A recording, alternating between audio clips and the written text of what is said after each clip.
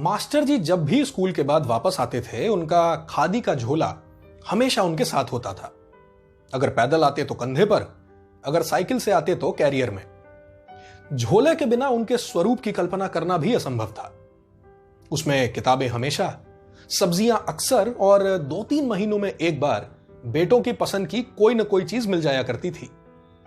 चीज एक ही आती थी जिसे दोनों भाई बड़े प्यार से आपस में बांट लेते थे। बेमिसाल दोस्त था वो झोला। मास्टर जी की जरूरत के हिसाब से अपना आकार बदलकर कभी किताबों के लिए चौड़ा, कभी लौकी के लिए लंबा और कभी कद्दू के लिए गोल हो जाता था। वजन बढ़ने के साथ साथ उसकी रस्सी भी सहारे के लिए मास्टर जी के कंधे को कुछ ऐसे कस के पकड़ लेती थी जैसे एक दोस्त सहारे के लिए दूसरे के कंधे का सहारा ले लेता हो। और कुछ भी हो जाए, मजाल है कभी रस्सी टूट जाए। इधर मास्टर जी के स्टूडेंट्स बढ़े, तरक्की हुई, उधर बच्चे भी बड़े हो गए। अब घर में सूटकेस भी आने लगे, मगर उनमें ना तो कंधे का सहारा लेने वाला अपनापन था, ना किसी के लिए आकार बदलने वाला त्याग। उठाने वालों को भी जैसे बस काम से काम था, और सूटकेस से दूरी वैसे भी एक हाथ की तो रहती ही थी।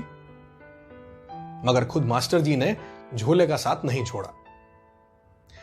उम्र बढ़ने के बाद जो भी काम कर सकते, झोले की मदद से ही करते। झोला भी उनकी सेवा में ज्यों का त्यों ही रहा, ना कभी फटा, ना कभी उसकी रस्सी टूटी। लेकिन एक दिन उसे पूछने वाले मास्टर जी चल बसे। बड़े बेटे की नौकरी लग गई थी, पर झोला ऑफिस ले जाने में उसे शर्म आती थी, इसलिए वो दीवार पर बस एक याद बनकर टंग गया। परिवार और बढ़ा।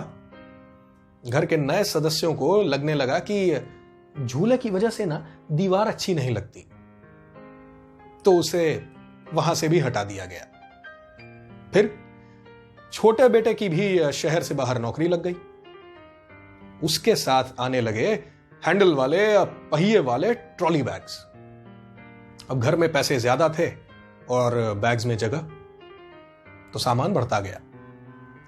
धीरे धीरे जरूरतों के सामने कमरे और भाइयों का लगाव दोनों छोटे पड़ने लगे।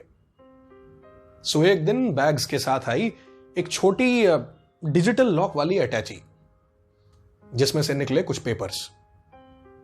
सामान ज्यादा होने का बहाना आसान था, इसलिए दोनों भाई खुशी खुशी मकान बेचकर अपने अपने फ्लैट्स में जाकर रहने के लिए राजी हो गए।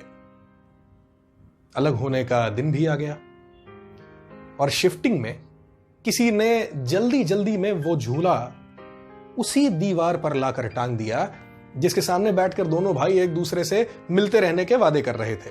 नहीं नहीं नहीं, मिलते रहना, आते रहना, यहां घर आना।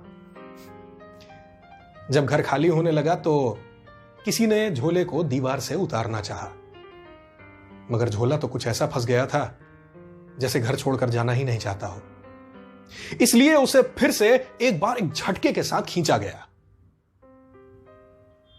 इस बार उसकी रस्सी टूट गई।